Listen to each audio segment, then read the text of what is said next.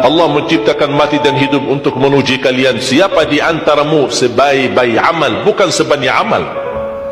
Allah tidak minta tahajud sepanjang malam. Bisa 2 rakaat tutup witir, sudah tahajud itu.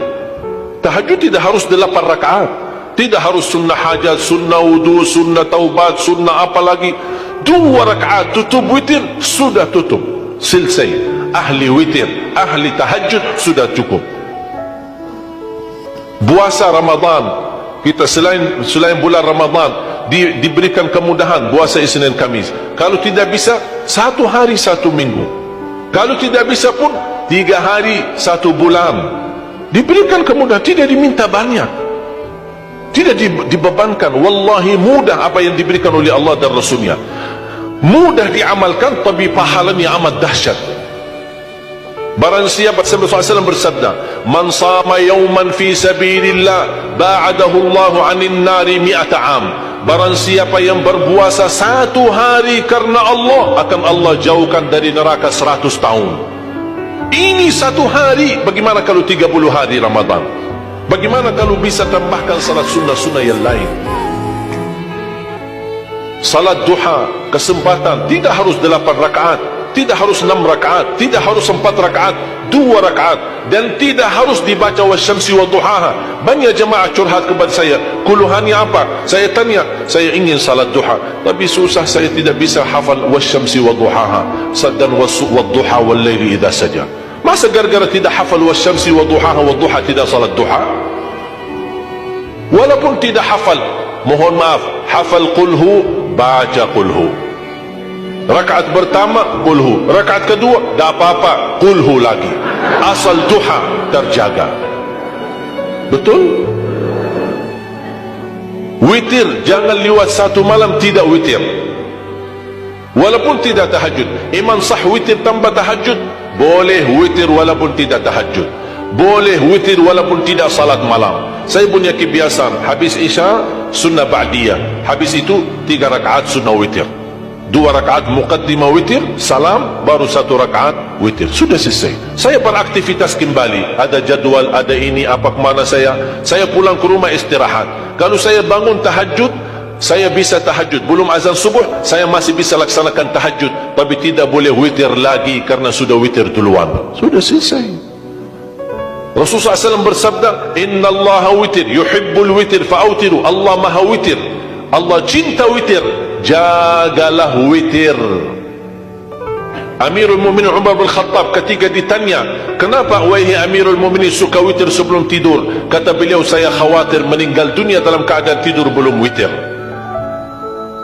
Salat witir, kalau tidak berkesempatan salat malam tidak apa-apa, tapi sudah namamu tertulis ahli witir.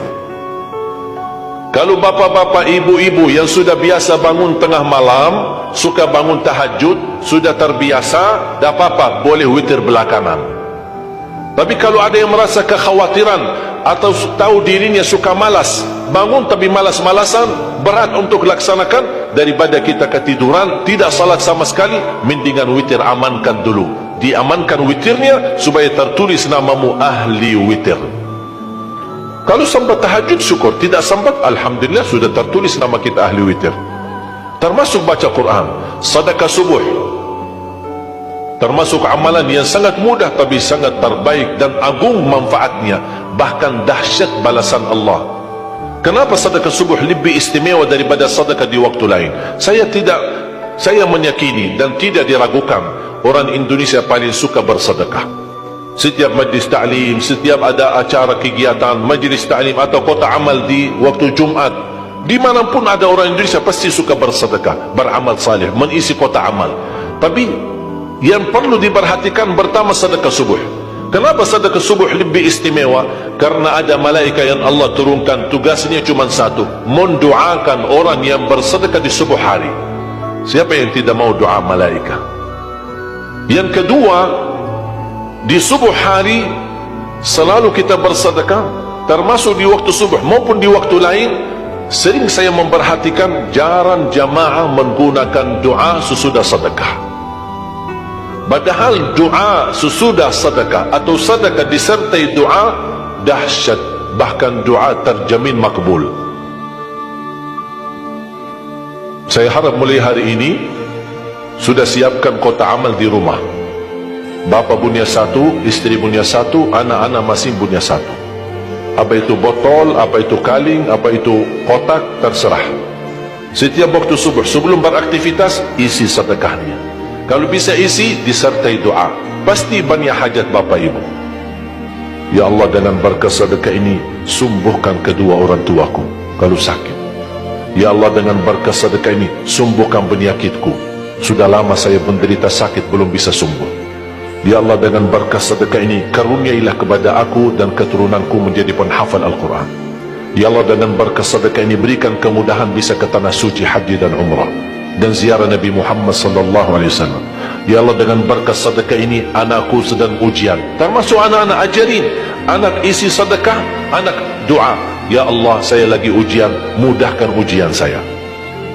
Ya Allah, dengan berkat sedekah ini, titipkan pahala sedekahku untuk kedua orang tuaku. Itu juga boleh. Tetapi tolong disesuaikan. Jangan sedekahnya koin-koin, tapi doanya sampai terbit matahari. Malu sama Allah.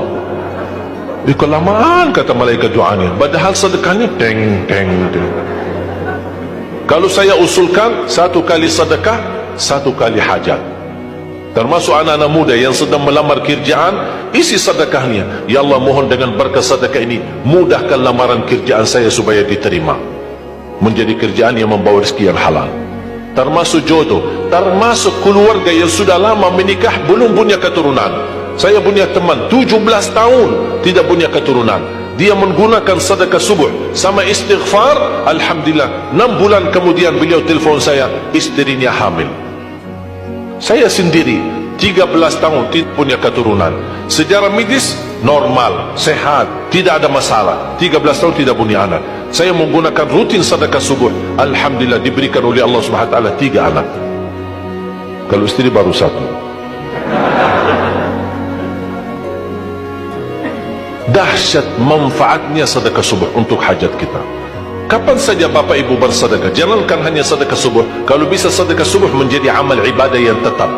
Selain sedekah subuh, kalau anda gunakan sedekah dimanapun, termasuk di hari Jumat, isi kotak amal, jangan lupa disertai doa. Sebutkan hajatmu.